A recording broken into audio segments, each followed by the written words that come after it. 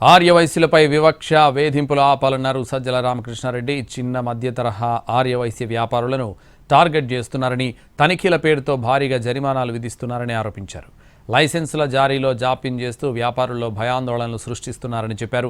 శ్రీశైలంలో ఆర్యవైశ్య సత్రాల కోసం వైసీపీ ప్రభుత్వం భూముల్ని కేటాయించిందని, కూటమి సర్కార్ ఆ భూముల కేటాయింపును రద్దు చేయడం దారుణమన్నారు సజ్జల. ఈరోజు మనం మాట్లాడుకుంటున్నాం ఆర్యవైశ్య కమ్యూనిటీ, మీరంతా దాని ప్రతినిధులుగా వచ్చారు. దానికంటే ముఖ్యంగా వైఎస్ఆర్ కుటుంబ సభ్యులుగా ఈరోజు ఇక్కడ అందరూ వచ్చారు.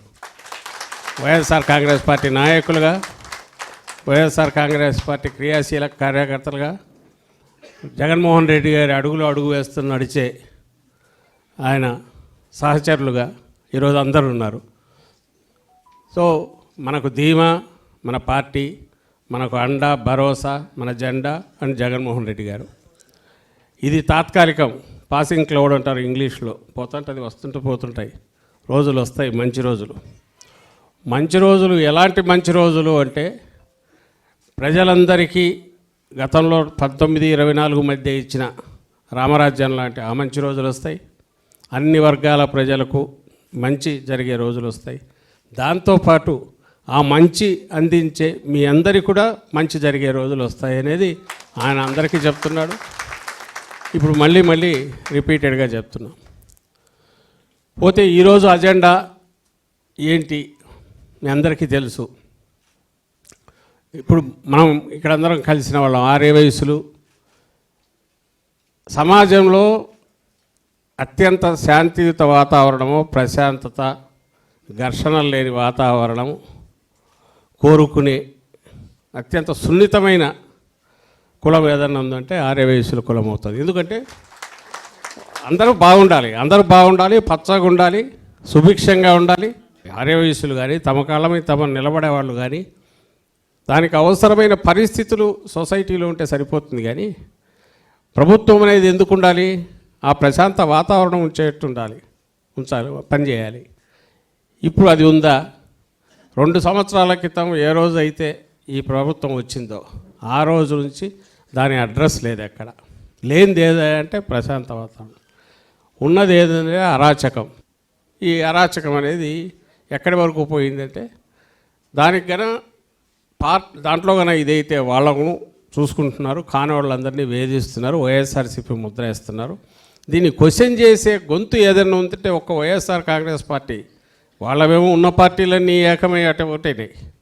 ఇంకా చిన్న చిత్తగా ఏదైనా ఉన్నా వాళ్ళకు వాయిస్ సరిపోకపోవచ్చు, లేదా వాళ్ళ విధానాల వల్ల వాళ్ళు బయటికి రాలేకపోతే బలంగా ప్రశ్నించేది, ప్రజల పక్షాన్ని నిలబడుతున్నది మన పార్టీ, వైఎస్ఆర్ కాంగ్రెస్ పార్టీ, జగన్మోహన్ రెడ్డి గారు.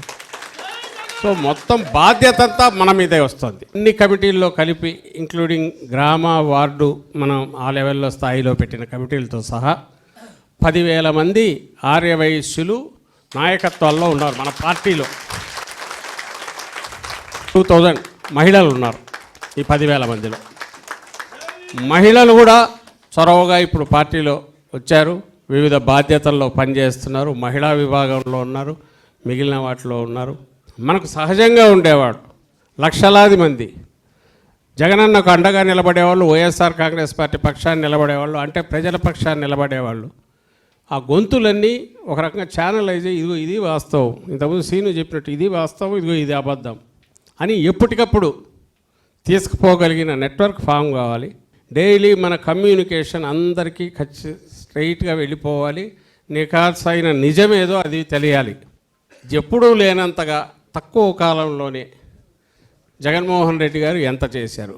ప్రత్యేకించి ఆర్థికంగా వెనుకబడ్డ అగ్రవర్ణాల్లో ఆర్థికంగా వెనుకబడ్డ వారికి కూడా పేదలుగా మిగిలిన వాళ్ళకు అందేవన్నీ సమానంగా ఎక్కడా లోపం లేకుండా ఇవ్వడం ద్వారా ఎవరి ఆత్మాభిమానం వాళ్ళది కాపాడుకుంటూ ఆత్మగౌరవంతో బతకడానికి, అది చిన్న ఎడ్యుకేషన్ దగ్గర నుంచి హెల్త్ వరకు. ఎడ్యుకేషన్లో బేస్ దీని నుంచి మొదలుపెట్టి అందరం చూసాం. ప్రతి ఒక్కరూ గవర్నమెంట్ బడికి పోవడం ఒకప్పుడు నామోషిగాను ఇదిగా ఉండేది. గవర్నమెంట్ బడికి పోవడం అనేది ప్రివిలేజ్గా మార్చిన ఘనత తక్కువ కాలంలో జగన్మోహన్ రెడ్డి గారు. అయితే మీరే ఊర్లలో ఉండే వాళ్ళందరూ దాన్ని చూశారు, ఏ రకంగా వర్ధిల్లింది అనేది. ఆ రోజు బ్యాగ్ దగ్గర నుంచి ఆయన తీసుకున్న కేరు ఈరోజు చూస్తే నిన్న అకాడమిక్ ఇయర్ మొదలైనట్టుంది, లేవు, ఎక్కడ కనపడలే, ఆ ఊసే లేదు. జగన్మోహన్ రెడ్డి గారు చేసిన సమాజం మొత్తానికి ఉపయోగపడే యజ్ఞం ఏదైతే ఉందో దాని రియల్ అర్థం సరిగా అర్థం కాని వాళ్ళకు ఉంటే అది అర్థమయ్యేట్టు చేయడం, భవిష్యత్తులో అది ఇంకా ఎంత బాగుంటుంది, ఆంధ్రప్రదేశ్కి ఎంత ఉపకారంగా చేస్తుంది.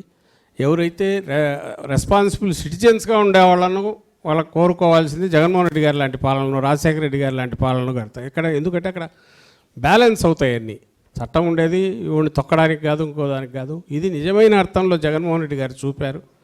అలాగే స్టేట్ బరువు పెరగకూడదు, ఉన్న బరువులో ఏది ఉంటే దాంతో కరెక్ట్గా వాడాలని ఆయన చూశారు జగన్మోహన్ రెడ్డి గారు.